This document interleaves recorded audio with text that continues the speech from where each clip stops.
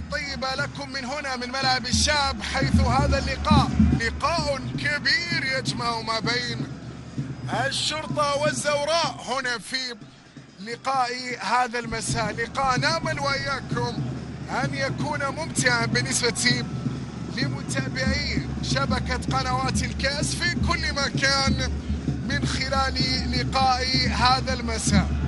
لقاء يأتي بأجواء مفعمة بالفرح بعودة اللعب جزئيا على الملاعب العراقية في القرار الذي جاء رسميا من خلال هذا اليوم. أجواء كبيرة في مدرجات ملعب الشاب ما بين كل من بدري بدري بدري بدري بدري بدري بدري بدري بدري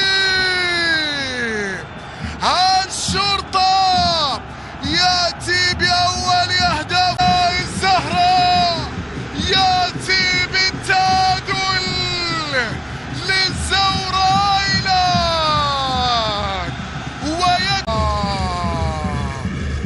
على جماهير القيثارة الخضراء.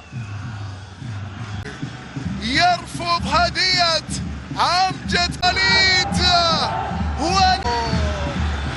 غير معقول، هذا نوع من الجنون.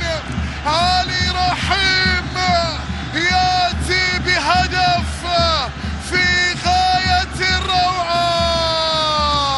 منظر جماهيري رائع للغير الحاضرة والموجودة.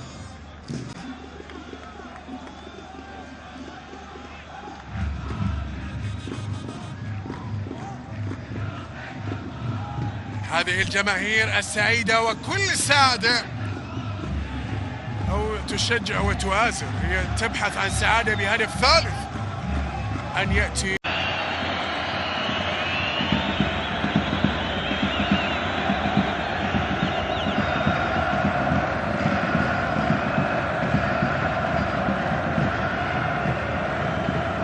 العدد الكبير الذي ممكن أن نشاهده في كثير من المباريات الدوري العراقي. الميناء حاول، يا ساتر على كرة سابقة، يا ساتر على جماهير تتفاعل أكثر فأكثر. زلزال عزيزي المشاهد في مدرجات ملعب نادي أو استاد جذع النخلة. شوف هنا، لا قرار سليم للأمانة في ظل محاولات من الجماهير المصراوية وجماهير العميد في الضغط. شوف يا الله يا الله،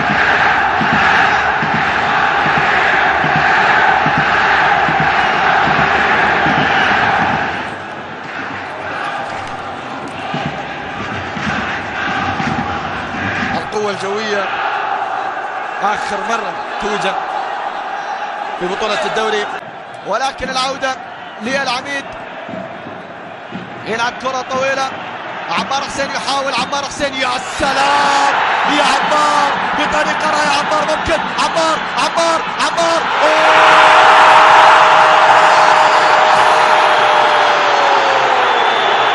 انت حكمي، شوفي رسمي وجه الشجرة والخريف بذكرياتي. هاي هي ماكو جاية إذا ما ترجعين راح أعلن وفاتي. لسان حال الجماهير البصراوية، جماهير العميد، جماهير الأزرق، جماهير الميناء. ياهي عودة، ياهي عودة، الميناء العراقي عودة من بعيد. أحمد ياسر باللمسات المصرية، ولكن يا سلام يا سلام على عمار حسين. شوف اختبار سرعة، شوف قتال، شوف القتال، يا سلام يا سلام يا سلام. وهنا شوف لم يسدد بل مرر، وأحمد ياسر يمينية رائعة ليعود بفريق الميناء إلى نقطة البداية، إلى ليلة التعادلات، إلى ليلة كبيرة، إلى زلزال، إلى رعب، إلى فيلم رعب، لقاء رعب، تكسير عظام، سميها كما تحب أن تسميها. مباراة كبيرة، مباراة كبيرة. نعم لم تنتهي في بعض قاعد يصير في استاد جدعان. حارس المرمى وتذهب الكرة إلى